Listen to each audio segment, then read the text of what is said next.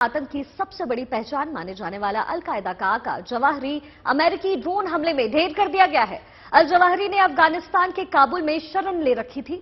आपको जानकारी दे दें, अमेरिकी अधिकारियों के मुताबिक इस हमले के लिए अमेरिका ने 2 मिसाइलों का इस्तेमाल किया।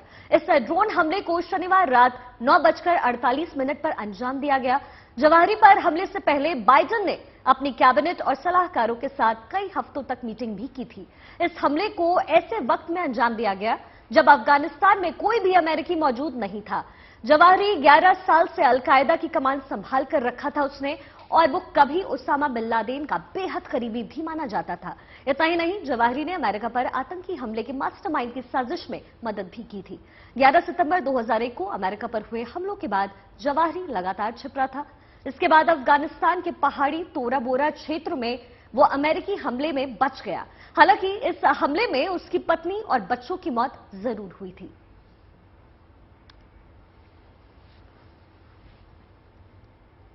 देखिए, ऐसा नहीं कि जवाहिरी को मारने की कोशिश पहले नहीं हुई, लेकिन ये हमेशा बचकर निकलता रहा था। 2001 में जवाहिरी के अफगानिस्तान के तोरा बोरा में छिपे होने की सूचना मिली थी, लेकिन हमला होने से पहले जवाहिरी भाग निकला था। और यही नहीं, इस खूंखार आतंकी को मारने की दूसरी कोशिश जो है 2006 में हुई थी। हम आपको बता दें, उस वक्त जो जवाहिरी है उसके पाकिस्तान में होने की खबर निकलकर सामने आई थी, लेकिन इस बार भी देखिए जवाहिरी बचकर निकल गया। चलिए आपको बताते हैं कि जवाहिरी को मारे जाने का पूरा ऑपरेशन चला कैसे। देखिए, अल कायदा चीफ अल जवाहिरी को ड्रोन हमले में मारा गया, और खास बात यह रही कि यह हमला जो है तब किया गया तो अफगानिस्तान में एक भी अमेरिकी मौजूद उस वक्त नहीं था।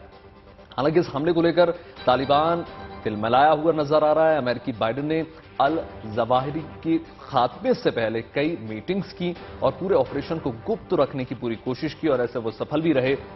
और देखिए, सही वक्त और आतंकी की सही लोकेशन भांपकर शनिवार रात 9:48 पर ड्रोन हमले का अंजाम दिया गया, एकदम गुपचुप तरीके से। यह खबर दुनिया और अमेरिका के लिए कितनी बड़ी है, इसका अंदाजा इसी बात से लगा लीजिए कि अल जवाहिरी को मारे जाने की खबर खुद जो बाइडेन ने टेलीविजन पर आकर दुनिया को सुनाई और एक अपना महिमा मंडन किया। अब देखिए, अल जवाहिरी उस खौफनाक आतंकी हमले का मास्टरमाइंड था जो 11 सितंबर 2001 को 19 आतंकियों ने अंजाम दिया।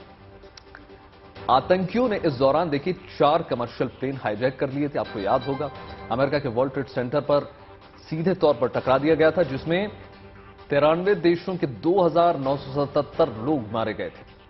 अमेरिकी राष्ट्रपति बाइडेन ने अपने संबोधन में साफ कह दिया कि 11 सितंबर 2001 के हमले का जब अब जाकर इंसाफ पूरा हुआ है, तब जो हुआ था उसका सितम अब हम देख सकते हैं। देखिए, अल जवाहिरी की तलाश अमेरिका को कई सालों से थी। इस आतंकी पर अमेरिका ने कई बार घात लगाने की कोशिश की, लेकिन हर बार वो बच निकला। लेकिन आखिरकार वो दिन आ ही गया और अमेरिका ने अपने मोस्ट वांटेड आतंकी को हमेशा हमेशा के लिए खामोश कर दिया। और अल जवाहिरी का जन्म मिस्र के एक बड़े परिवार में हुआ था। वो पेशे से सोजन था। 14 साल की उम्र में वो मुस्लिम ब्रदरहुड का सदस्य बन गया। जवाहिरी ने इजिप्शियन इस्लामिक जिहाद का गठन किया। ये एक ऐसा उग्रवादी संगठन था जिसने 1970 के दशक में मिस्र के सेक्युलर शासन का विरोध किया। उसकी मुलाकात लादेन से सऊदी में हुई, और कहते हैं कि लादेन जब पेशावर गया तो उसके साथ जवाहिरी भी मौजूद था। इसी वक्त दोनों के बीच रिश्ता मजबूत हुआ। बाद में जवाहिरी ने अपने संगठन को अल कायदा में मिला दिया, और इसके बाद दोनों मिलकर दुनिया को दहलाने की साजिश रचने लगे। जवाहिरी ने अमेरिकी हमले में उसामा बिन लादेन की मौत के बाद संगठन की कमान अपने हाथ में ली। साथ ही 2011 में वो अल कायदा का प्रमुख बनाया गया। आज ये दोनों आतंकी इस दुनिया में नहीं। चलिए आपको सुनवाते हैं कि अल जवाहिरी के मारे जाने को लेकर बाइडेन ने क्या कुछ कहा है। American service members, American diplomats, and American interests. And since the United States delivered justice to bin Laden 11 years ago, Zawahiri has been a leader of Al Qaeda, the leader.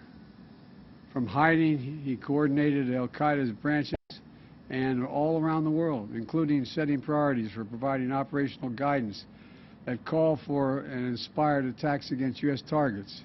He made videos, including in recent weeks, calling for his followers to attack the United States and our allies. Now, justice has been delivered.